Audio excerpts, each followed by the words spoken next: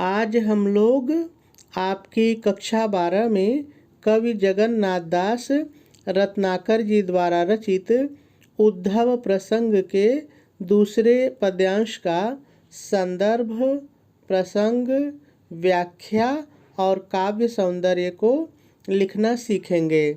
लेकिन सबसे पहले हम लोग हमेशा की तरह एक बार इस पद्यांश को पढ़ेंगे और इसमें जितने भी शब्द आए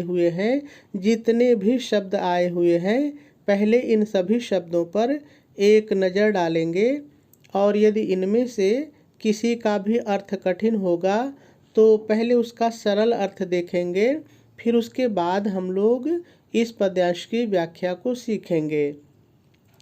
तो चलिए सबसे पहले हम लोग इस पद्यांश में आए हुए सभी शब्दों का सरल अर्थ देख लेते हैं। चाहत, चाहत मतलब चाहती हो, गोपियों के लिए आया है तो चाहती हो। जव माने यदि, जव माने यदि।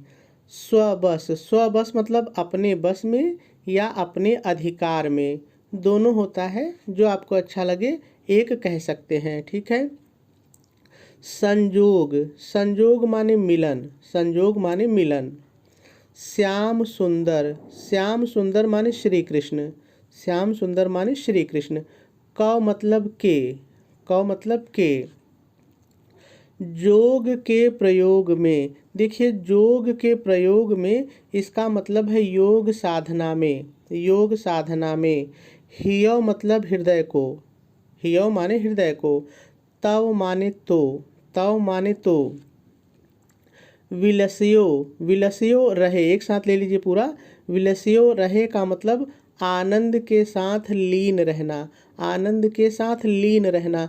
लीन रहने का मतलब आप समझ रहे होंगे, आपको कभी कभी डांट पड़ती होगी कि हमेशा मोबाइल में लीन रहता है, लगा रहता है, ध्यान लगाए रहता है, तो वही लीन रहना, ध्यान लगाना, लगे रहना, ठीक है। कहे मतलब कहते हैं, कहे मतलब कहते हैं। रत्नाकर कवि का नाम है तो ऐसे ही रहेगा, कोई दिक्कत नहीं है। सु माने वह, सु माने वह। अंतर्मुखी, देखिए अंतर्मुखी का मतलब होता है जो अंदर अंदर ही मतलब उस चीज़ को समझे, यानी जो अंदर की ओर उन्मुख हो, अंदर की ओर उन्मुख हो। लेकिन यहाँ पर इसका मतलब है जो आत्मा की ओर उन्मुख हो, जो आत्मा की ओर उन्मुख हो। देखिए आप कहते हैं ना कि वो व्यक्ति अंतर्मुखी है, तो अंतर्मुखी जो होता है वो सारी क्रियाकलाप अपने अंदर अंदर ही करता है, समझता है, वो अपनी चीज़ों को बाहर नहीं लाता है। और जो बहिर्मुखी होता है उसकी सारी चीज़ें बाहर दिखती हैं, वो बहुत बोलता है। तो अंतर्मुखी है जो आत्मा की ओर उन्मुख हो, ठीक है। ध्यान सरल है, कोई दिक्कत नहीं है, ऐसे ही रहेगा। मंजू माने सुंदर, मंजू माने सुंदर। हिय मतलब हृदय, हिय माने हृदय।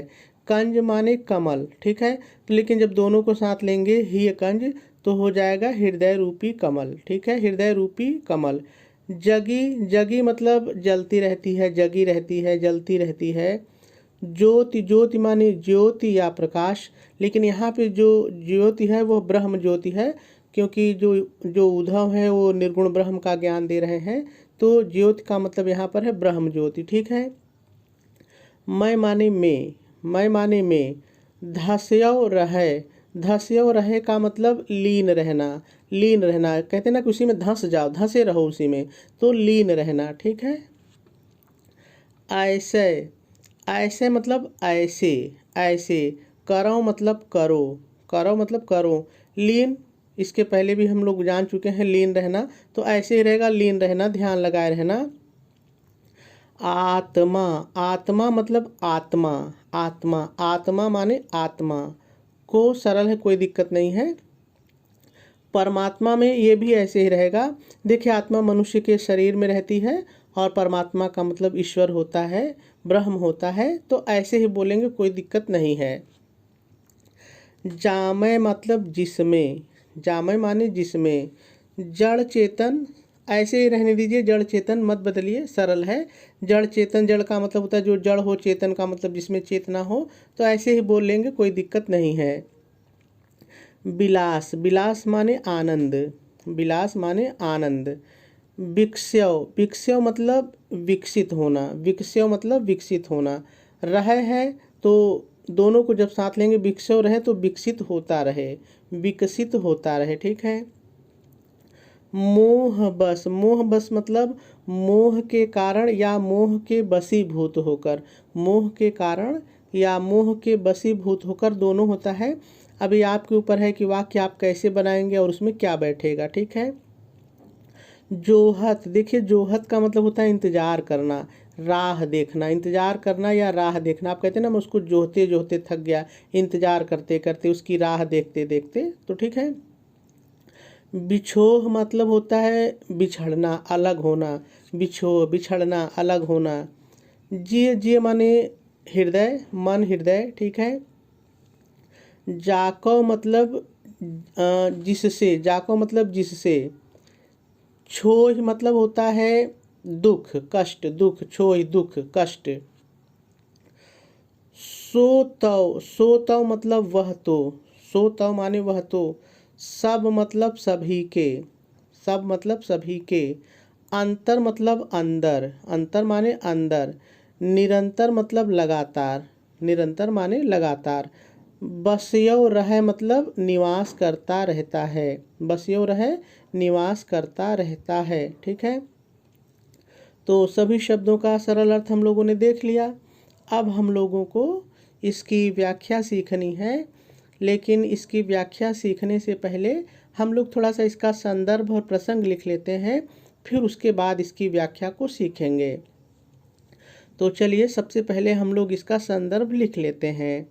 आप संदर्भ हेडिंग डालेंगे, डैश डालेंगे और डैश डाल करके लिखेंगे प्रस्तुत पद्यांश हमारी पाठ्य पुस्तक हिंदी के काव्य खंड में संकलित उद्धव प्रसंग शीर्षक से उद्धृत है। इसके रचयिता श्री जगन्नाथ दास रत्नाकर जी हैं। पूर्ण विराम लगा देंगे और आपका संदर्भ पूरा हो जाएगा। चलिए अब हम लोग इसका प्रसंग लिख लेते हैं। आप प्रसंग हेडिंग डालेंगे, डैश डालेंगे और डैश डाल करके लिखेंगे प्रस्तुत पद्यांश में उद्धव गोपियों को ज्ञान मार्ग के अनुसरण के द्वारा कृष्ण को प्राप्त करने का संदेश दे रहे हैं। पूर्ण विराम लगा देंगे और आपका प्रसंग भी पूरा हो जाएगा। चलिए अब हम लोगों को इस पद्यांश की व्याख्या सीखनी है, लेकिन इस पद्यांश की व्याख्या को सीखने से पहले थोड़ा सा हम लोग ये जान लेते हैं कि आखिर इस पद्यांश में है क्या, तो व्याख्या समझना हम लोगों के लिए और भी अधिक आसान हो जाएगा। देखिए इस पद्यांश में है क्या कि जो उद्धव है वो गोपियों को निर्गुण ब्रह्म की उपासना करने का संदेश दे रहे हैं, या यूं कहा जाए कि जो उद्धव है वो गोपियों को योग साधना में लीन रहने का संदेश दे रहे हैं। लेकिन गोपियां कहती हैं कि हमको तो केवल श्री कृष्ण से मिलना है। तब उद्धव एक चालाकी करते हैं और गोपियों से कहते हैं कि यदि तुम अपने कृष्ण से भी मिलना चाहती हो तो भी तुम निर्गुण ब्रह्म की उपासना करो, क्योंकि जो तुम्हारे कृष्ण हैं वो भी ब्रह्म का ही स्वरूप है। और जब तुम निर्गुण ब्रह्म की उपासना करोगी तो तुम्हारे कृष्ण तुमको मिल जाएंगे। हालांकि गोपियां फिर भी उनकी बात को नहीं मानती हैं, वो हम लोग अगले पद्यांश में देखेंगे। लेकिन चलिए हम लोग पद्यांश पर चलते हैं और एक एक लाइन के माध्यम से देखते हैं कि उद्धव किस चालाकी से और कौन कौन सी बात गोपियों से कह रहे हैं। तो कवि कहते हैं चाहत जव स्वबस संजोग श्याम सुंदर कौ जोग के प्रयोग में हियव तव बिलसियो रहे। प्रस्तुत पद्यांश में उद्धव गोपियों से कहते हैं कि, अब आ जाइए पद्यांश पर। कहते हैं कि यदि तुम, जाओ माने यदि होता है, लेकिन हम लोग कहेंगे यदि तुम, उद्धव कहते हैं कि यदि तुम श्री कृष्ण के, श्याम सुंदर कव श्री कृष्ण के मिलन को, संजोग मिलन को, यदि तुम श्री कृष्ण के मिलन को अपने अधिकार में, स्वबस अपने अधिकार में करना चाहती हो, चाहत करना चाहती हो तो, तब तो अपने हृदय को, अपने हृदय को योग साधना में, योग के प्रयोग में, योग साधना में आनंद के साथ लीन रखो, विलस्यो रहे, आनंद के साथ लीन रखो और पूर्ण विराम लगा देंगे। चलिए एक बार फिर से दोनों लाइन की व्याख्या को सीखते हैं। तो देखिए मैंने कहा कि सबसे पहले आप व्याख्या हेडिंग डालेंगे, डैश डालेंगे और डैश डाल करके पहले थोड़ा सा लिख लेंगे। क्या लिखेंगे ध्यान से सुनिए। प्रस्तुत पद्यांश में उद्धव गोपियों से कहते हैं कि, अब आ जाइए पद्यांश पर। कहते हैं कि यदि तुम श्री कृष्ण के मिलन को अपने अधिकार में करना चाहती हो तो अपने हृदय को योग साधना में आनंद के साथ लीन रखो और पूर्ण विराम लगा देंगे। चलिए आगे देखते हैं। कहे रत्नाकर सुअंतर्मुखी है ध्यान, मंजूहिय कंज जगी ज्योतिमय धस्यो रहे। आगे कवि रत्नाकर जी कहते हैं कि, देखिए जिस भी लाइन में कभी भी कवि का नाम आता है तो पहले उसी को बोलते हैं। तो हम लोग कहेंगे आगे कवि रत्नाकर जी कहते हैं कि उद्धव गोपियों से कहते हैं कि हे गोपियों। इतना भाव के अनुसार अपने से जोड़िए। फिर से सुनिए। आगे कवि रत्नाकर जी कहते हैं कि उद्धव गोपियों से कहते हैं कि हे गोपियों। अब आ जाइए लाइन पर। हे गोपियों वह ध्यान, वह ध्यान अंतर्मुखी है। इसलिए तुम यदि अपने श्री कृष्ण से मिलना चाहती हो तो, फिर इतना भाव के अनुसार अपने से जोड़िए। इसलिए यदि तुम अपने श्री कृष्ण से मिलना चाहती हो तो तुम्हारे सुंदर, मंजू सुंदर, तो तुम्हारे सुंदर हृदय रूपी कमल में, ही कंज हृदय रूपी कमल में जो ब्रह्म ज्योति, जो ब्रह्म ज्योति जल रही है, जल रही है, जो ब्रह्म ज्योति जल रही है उसी में स्वयं को लीन रखो, धस्यो रहे, स्वयं को लीन रखो और फिर पूर्ण विराम लगा देंगे। चलिए एक बार फिर से देखते हैं। बहुत ही सरल है, बस ध्यान से सुनिए। आगे कवि रत्नाकर जी कहते हैं कि उद्धव गोपियों से कहते हैं कि हे गोपियों वह, आ जाइए लाइन पर, वह ध्यान अंतर्मुखी है। इसलिए यदि तुम अपने श्री कृष्ण से मिलना चाहती हो तो तुम्हारे सुंदर हृदय रूपी कमल में जो ब्रह्म ज्योति जल रही है उसी में स्वयं को लीन रखो और पूर्ण विराम लगा देंगे। चलिए आगे देखिए। ऐसे करो लीन आत्मा को परमात्मा में, जामे जड़ चेतन विलास विकस्यो रहे। बहुत ही सरल लाइन है। आगे उद्धव गोपियों से कहते हैं कि अपनी आत्मा को परमात्मा में इस प्रकार, ऐसे इस प्रकार लीन कर दो जिसमें, लीन कर दो या लीन करो जिसमें, जामे जिसमें जड़ और चेतन का, जड़ चेतन, जड़ और चेतन का आनंद, विलास आनंद, जड़ और चेतन का आनंद विकसित, विकस्यो विकसित होता रहे, जड़ और चेतन का आनंद विकसित होता रहे। फिर से एक बार दोनों लाइन देखिए, बहुत ही सरल है। उद्धव गोपियों से कहते हैं कि हे गोपियों अपनी आत्मा को परमात्मा में इस प्रकार लीन कर दो जिसमें जड़ और चेतन का आनंद विकसित होता रहे और पूर्ण विराम लगा देंगे। चलिए आगे देखिए। मोह बस जोहत बिछोह जिय जाको छोहि, सो तव सब अंतर निरंतर बसियो रहे। बहुत ही सरल लाइन है।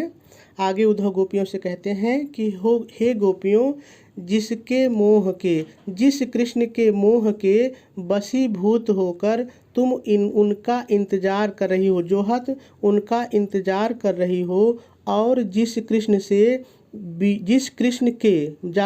कृष्ण के वियोग के कारण तुम्हारा हृदय दुखी है, वह कृष्ण तो सभी के अंदर निरंतर निवास करता है। बस यो रहे, निवास करता है। चलिए फिर से देखिए, बहुत सरल है, बस थोड़ा ध्यान से सुनिए।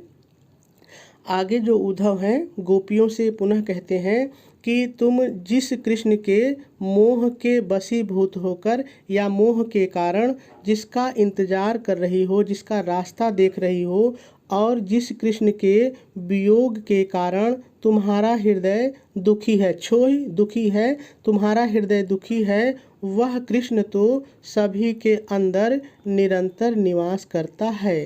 पूर्ण विराम लगा देंगे और आपकी व्याख्या पूरी हो जाएगी। चलिए अब हम लोग थोड़ा सा इसका काव्य सौंदर्य भी देख लेते हैं। यदि इस पद्यांश में रस की बात की जाए तो इसमें शांत रस है। यदि छंद देखा जाए तो ये मनहरण सवैया छंद है, ठीक है। यदि अलंकार देखा जाए तो इसमें अनुप्रास और रूपक दो मुख्य अलंकार हैं। दोनों कहाँ पर हैं, चलिए हम लोग थोड़ा सा पद्यांश पर चल करके ढूंढते हैं। तो देखिए, जब आप यहाँ देखते हैं स्वबस, संजोग, श्याम, सुंदर, तो स वर्ण की पुनरावृत्ति हो रही है, तो यहाँ पर हमको अनुप्रास अलंकार दिखाई पड़ जाता है। उसी तरह से देखिए, जगी ज्योति में ज और ज वर्ण की यहाँ भी पुनरावृत्ति है, तो यहाँ पर भी अनुप्रास अलंकार हमको दिख रहा है, ठीक है। इसी तरह से देखेंगे तो हो सकता है और भी जगह आपको अनुप्रास अलंकार मिल जाए। एक हो गया। अब दूसरा देखिए, जब यहाँ पर हम लोग व्याख्या कर रहे थे तो हम लोगों ने कहा था हृदय रूपी कमल, तो यहाँ पर रूपक अलंकार है, ठीक है। चलिए आगे देखते हैं। यदि इस पद्यांश की भाषा की बात करें तो इस पद्यांश की जो भाषा है वो ब्रज है, ठीक है। शैली इसकी मुक्तक है, गुण इसमें प्रसाद है, और यदि शब्द शक्ति की बात की जाए तो शब्द शक्ति इसमें लक्षणा है।